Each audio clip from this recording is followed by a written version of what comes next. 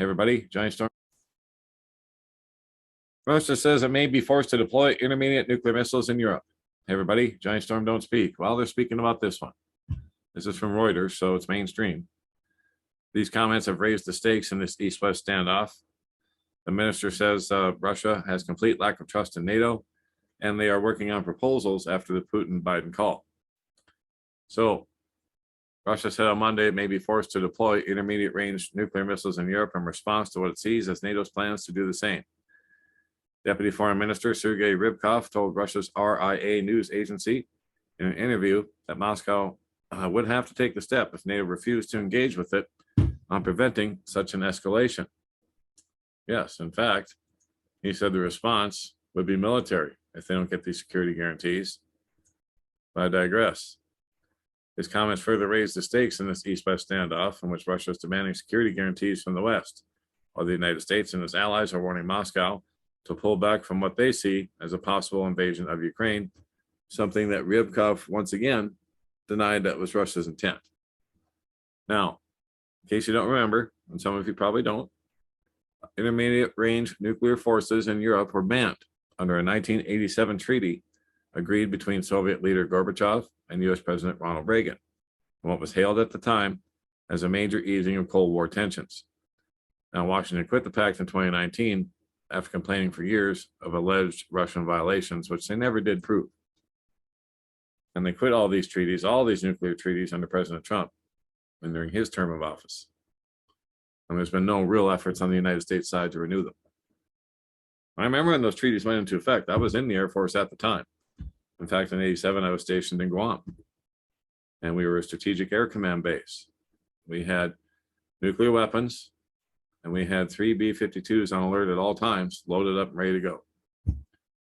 And part of my job as a security policeman was to guard those weapons, make sure we didn't have anybody trying to steal those weapons or sabotage those weapons. So quite familiar with that.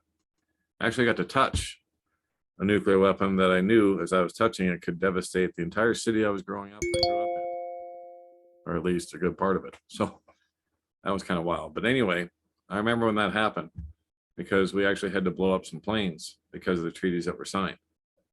Now, they were old planes that didn't run anymore, but according to the treaty, they had to be blown up. So anyway, Rybkov said there were indirect indications that NATO was moving closer to redeploying INF, including its restoration last month of the 56th Artillery Command, which operated nuclear-capable Pershing missiles during the war, or during the Cold War, I should say. Then, of course, there's a complete lack of trust between the sides.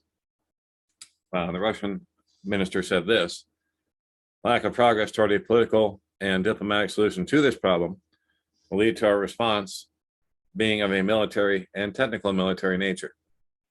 That is, it will be a confrontation. This will be the next round. The appearance of such resources on our side, right now there aren't any. We have a unilateral moratorium. We call for NATO and the US to join this moratorium. Now, NATO said there'd be no new US missiles in Europe, and it's ready to deter new Russian missiles with a measured response. And they say it would only involve conventional weapons. Right.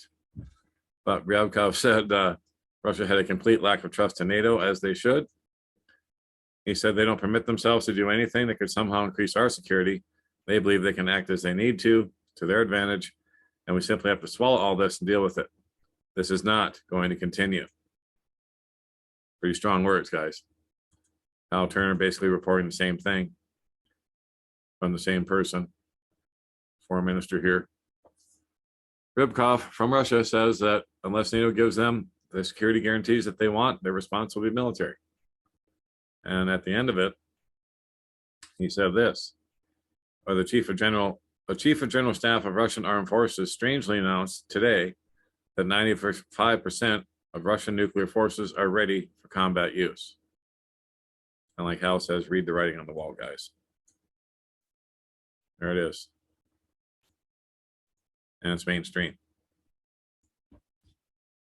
So I don't know what else to tell you. No, it isn't some fringe report on the dark web. This is real. This is in your face. This is war. This is nuclear war. That's what they're talking about here. And they're saying that their response, if NATO doesn't agree to these security guarantees, will be military. So just a matter of when. Tick-tock goes the clock. Just saying, time is short. If you don't have Jesus Christ as your Lord and Savior, now would be the time, because we don't know. We're not guaranteed any time on this earth. We're not guaranteed. We could be struck by a car tomorrow or today. You know, I just heard of a friend that had a big heart attack here not long ago. I mean, it can happen just like that.